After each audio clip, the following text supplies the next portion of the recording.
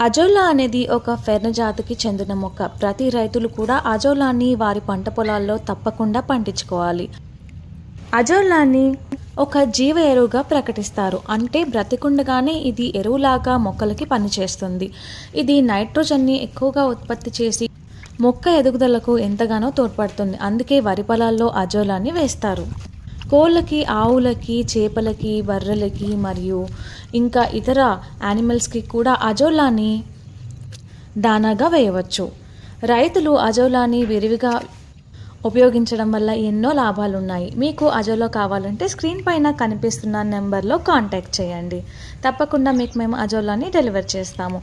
Azolla ఎలా పండించుకోవాలనే వివరమైన videos యూట్యూబ్లో ఎన్నో ఉన్నాయి. ఇది పండించుకోవడం చాలా సులభం. ఒక చిన్న టబ్బులో మట్టి వేసుకొని నీరు వేసుకున్నా కానీ అందులో అజోలా పండుతుంది.